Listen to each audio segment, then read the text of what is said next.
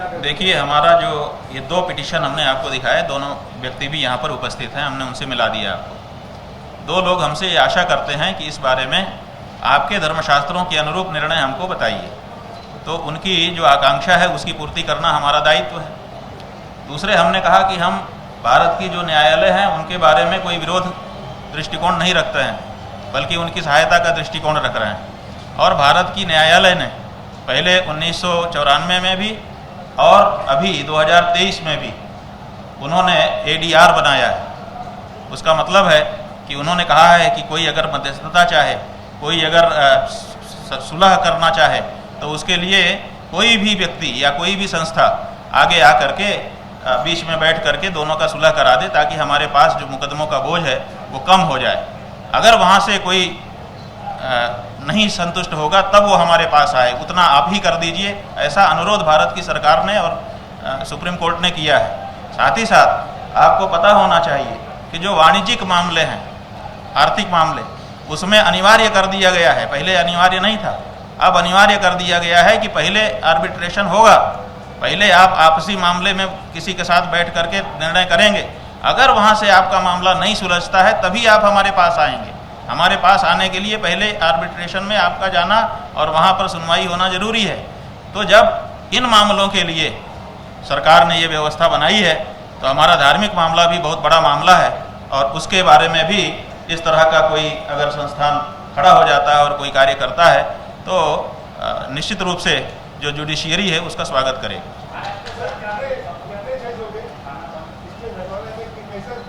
हाँ, इसका स्ट्रक्चर ठीक है, बिल्कुल सही है। इसका स्ट्रक्चर जो है वो 3 स्तर का रहेगा। सबसे पहले हमारा जो पहला स्तर होगा उसमें एप्लीकेशन आएगी, मुकदमा पंजीकृत होगा, फिर नोटिस दोनों पक्षों को जाएगी और उसके बाद सुनवाई होगी। उसके बाद अगर उस फैसले से कोई कमी लगती है तो अपील होगी दूसरे स्तर पर, और दूसरे स्तर पर अपील होने के बाद अगर फिर भी किसी के मन में कोई ऐसी बात निकल के आती है कि यहाँ शास्त्रीय भूल हो रही है, तो फिर वो तीसरे स्तर पर आएगी, हमारे पास सीधे आएगी और उसको हम सुनवाई करके अंतिम निर्णय करेंगे। ये उसका स्वरूप रहेगा।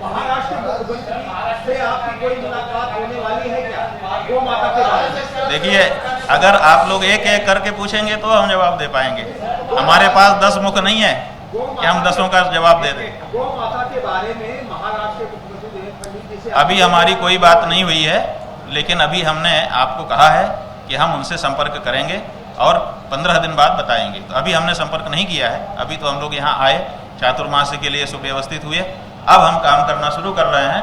पहली बार आपको बुलाया है और हमने कहा है कि हम उनसे संपर्क करेंगे, सरकार से बात करना चाहेंगे और सरकार के साथ हमारी बातचीत जिस दशा में होगी 15 दिन बाद आपको बताएंगे।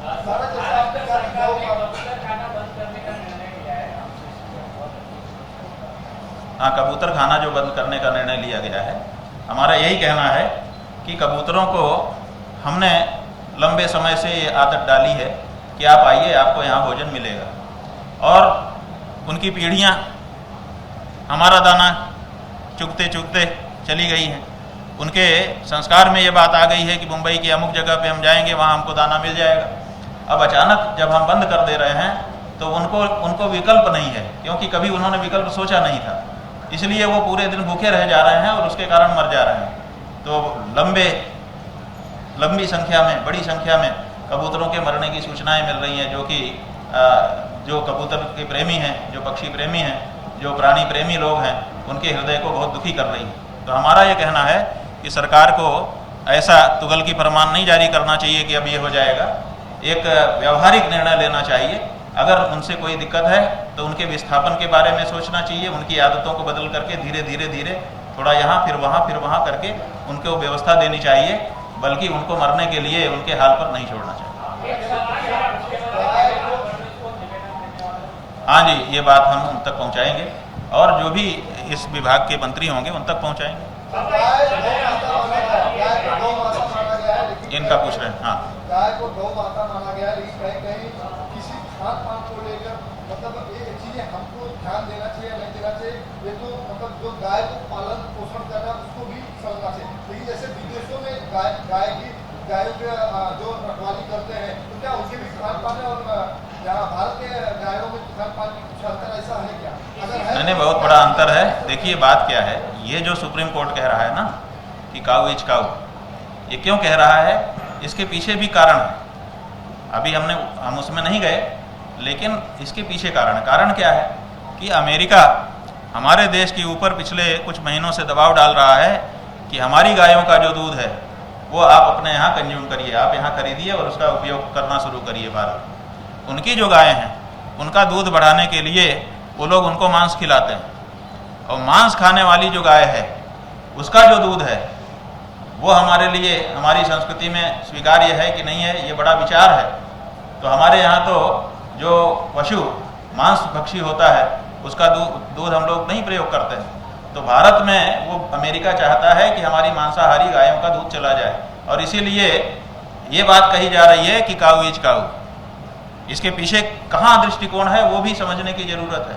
इसलिए इस बारे में एक अच्छा विचार होना ही चाहिए ताकि देश की जनता उससे अवगत हो सके। इसी से संबंधित एक सवाल है, आप बार-बार गौवंश और गौपालन की बातें करते रहते हैं।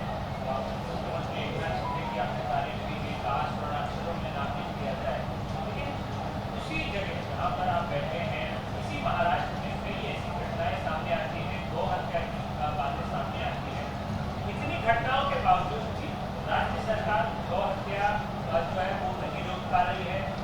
महाराष्ट्र में तेलंगाना और बाकी जो बॉर्डर्स लगते हैं वहाँ से गोमांस और गायें जो है वो सप्लाई की जा रही हैं, और धड़ल्ले से इसका बिजनेस जो है वो चल रहा है।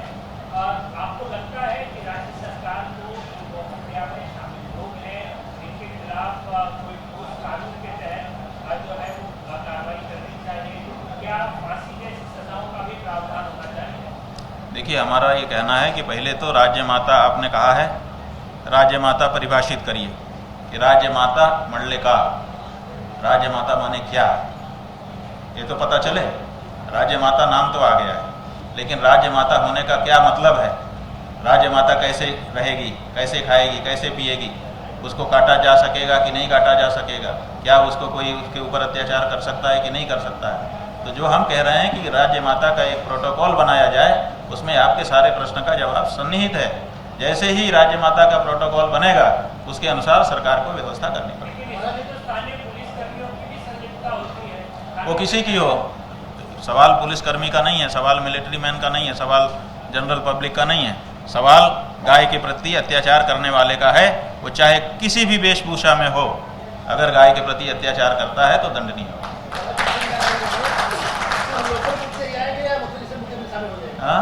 धर्म न्यायालय में हाँ, केवल लोकल मुद्दे ही आएंगे या मतलब जैसे मुद्दे में शामिल किए जाएंगे? कौन से मुद्दे? मतलब जैसे मुद्दे मथुरा, देखिए धर्म का कोई मुद्दा होगा तो हमारे यहाँ आएगा, विचार किया जाएगा। गुरुदेव, धार्मिक न्यायालय में मुद्दे आएंगे, अंतिम निर्णय धार्मिक न्यायालय का होगा या फिर सुप्रीम कोर्ट का होगा? धर्म के मामले में अंतिम निर्णय किसका होना चाहिए आप बता दीजिए। आप हम अज्ञानी इस विषय में। धर्म के मामले का जो अंतिम निर्णय है वो कौन करेगा? धर्म के मामले का अंतिम निर्णय तो धर्माचार्य ही करेगा ना, और कौन करेगा, क्यों करेगा वो? इसलिए इसमें प्रश्न ही नहीं बनना चाहिए। धर्म के मामले का अंतिम निर्णय धर्माचार्य का होना चाहिए, और उसी के लिए हम लोग आगे बढ़ रहे हैं कि हम धार्मिक मामले में सरकार का या दूसरे किसी का भी हस्तक्षेप नहीं चाहेंगे। हमारा धर्म का मामला है, धर्माचार्यों के अनुसार चलना चाहिए। ये सब बात चल रही है, इसमें बेसिक चीज है सनातन धर्म। तो आपकी दृष्टि से सनातन धर्म क्या है, इसमें और क्या क्या धर्म आ सकते हैं, जैसे कि जैन, बौद्ध और कोई धर्म क्या क्या? देखिए बात यह है कि धार्मिक मामला लेकर के जो व्यक्ति आएगा वो बताएगा कि हम किस धर्म के हैं और हमारी क्या धार्मिक समस्या है, हम उसका निराकरण करेंगे। हम पहले से क्यों तय करें? हम तो कहते हैं कि धर्म का न्यायालय है, धर्म का निर्णय यहाँ पर होगा। तो जो कहेगा कि हम धर्म हैं आएगा और हम उससे पूछेंगे कि तुम धर्म हो, पहले तुम अपने धर्म होने की पहचान साबित कर दो। वो साबित कर देगा, आगे बढ़ जाएंगे। हम किसी खांचे में नहीं रखेंगे, हम कहेंगे कि धार्मिक मामला होना चाहिए, शर्त ये है। तो धार्मिक मामला लेके आएगा, हम धर्म के अनुसार निर्णय करेंगे। महाराष्ट्र में आप हैं, इसी राज्य में कई ऐसे नेता हैं जो बाबाचार और दुराचार में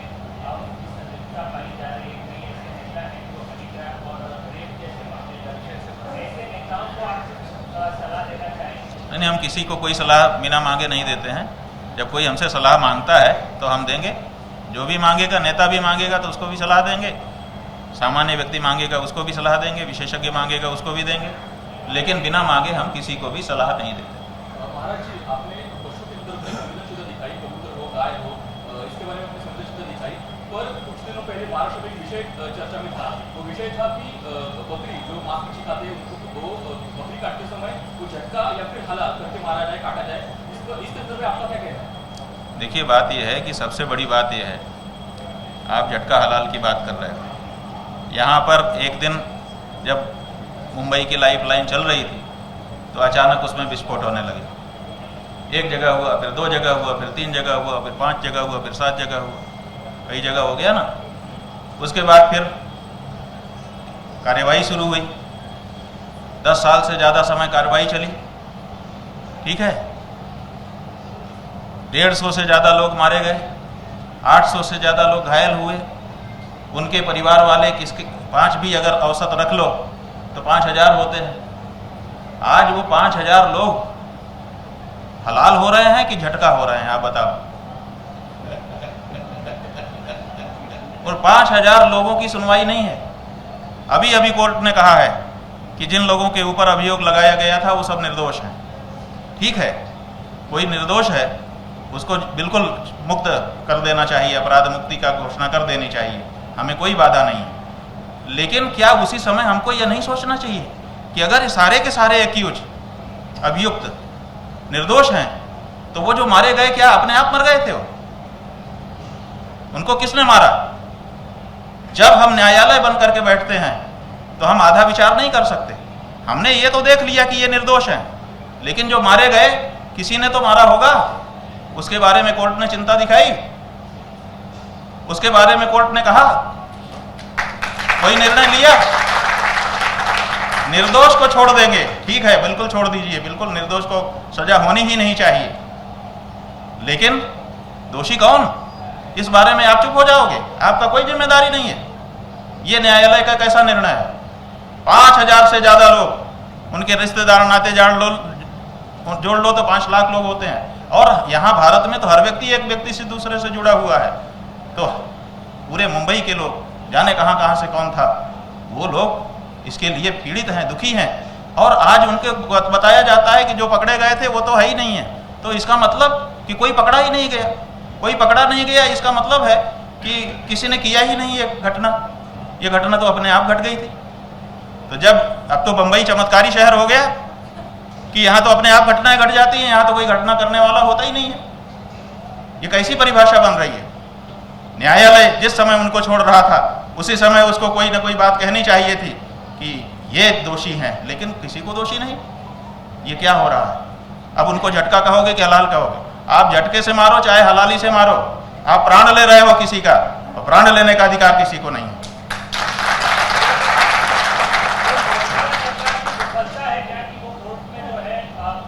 भाई, किस सरकार की विफलता है ये अलग बात है।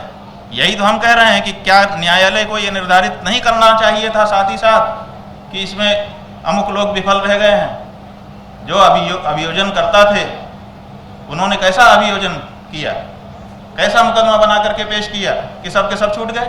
न्यायालय कहता है कि 100 दिन के बाद जिसकी गवाही हुई उसको हम नहीं सुनेंगे, क्योंकि ये तो 100 दिन के बाद आफ्टर थॉट है। ठीक है, तो 100 दिन के बाद अगर आप किसी की गवाही को इनकार कर देते हो तो 11 साल के बाद आप क्यों फैसला देते हो? आप फैसला देने में 11 साल लगा देते हो, और 100 दिन के बाद कोई गवाह आता है, कहते हैं उसकी हम गवाही नहीं सुनेंगे। 100 दिन तो विलंब हो गया, 11 साल विलंब नहीं होता।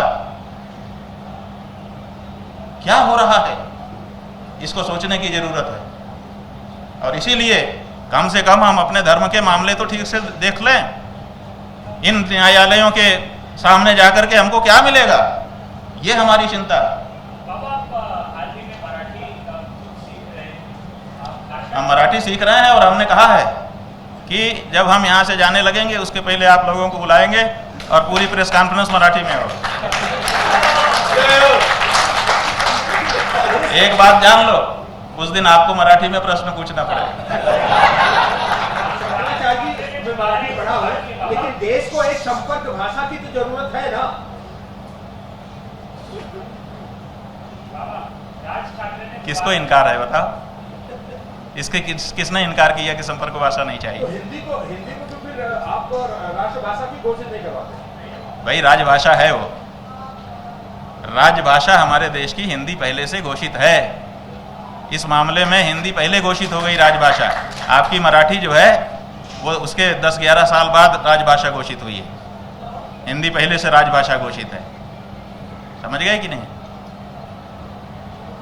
1956 में संभवतः हिंदी देश की राजभाषा घोषित हो गई और 1960 में मराठी राजभाषा घोषित हुई, जब महाराष्ट्र राज्य अलग से पंजीकृत हुआ।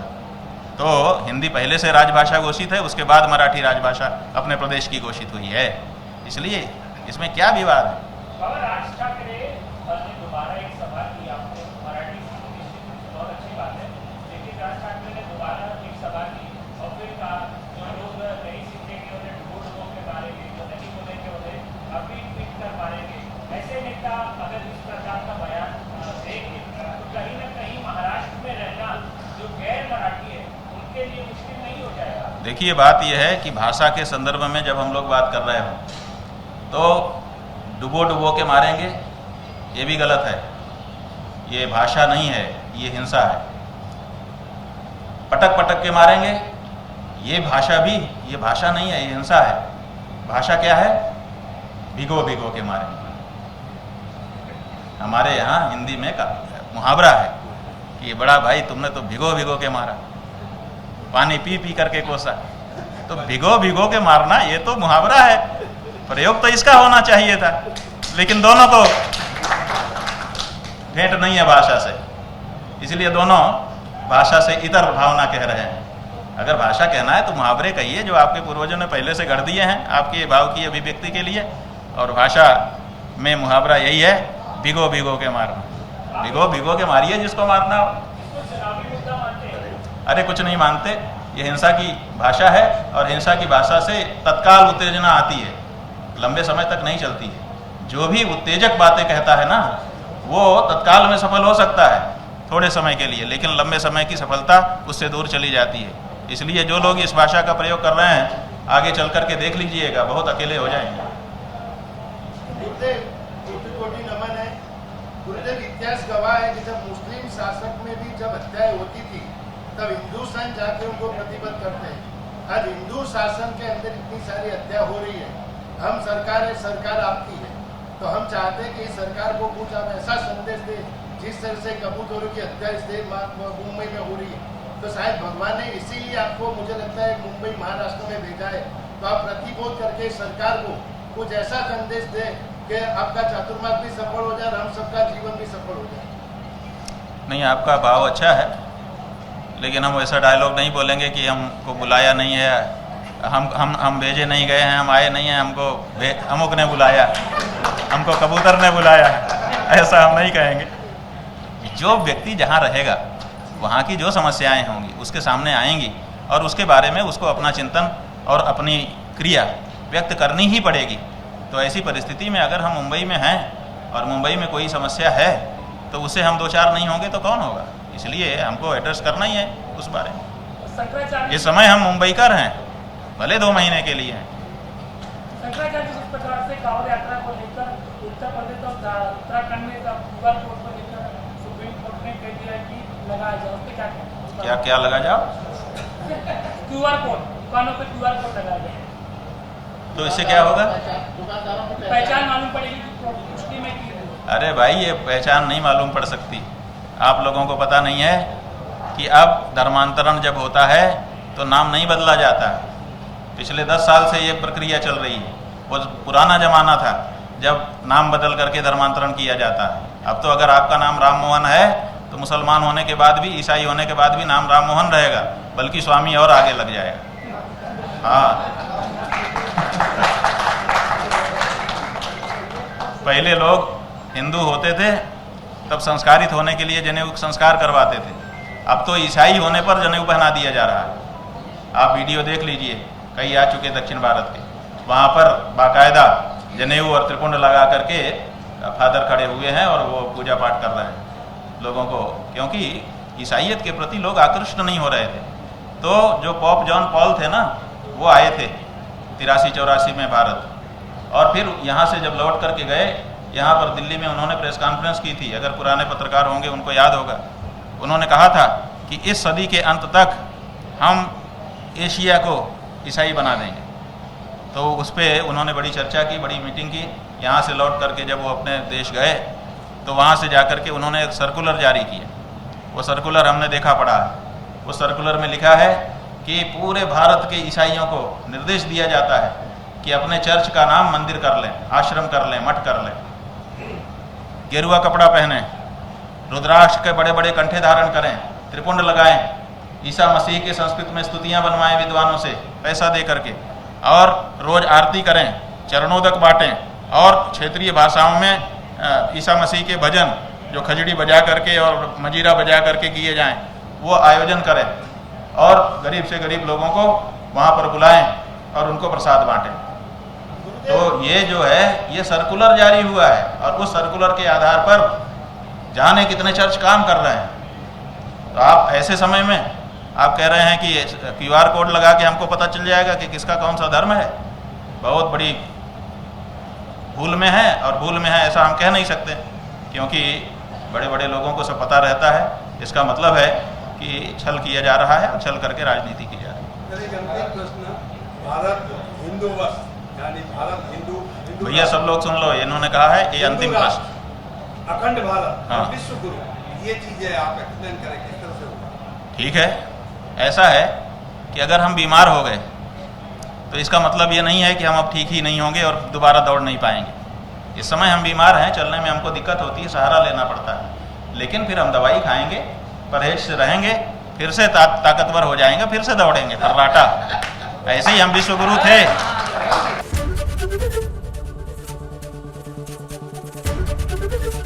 ABP गंगा, खबर आपकी, जुबान आपकी।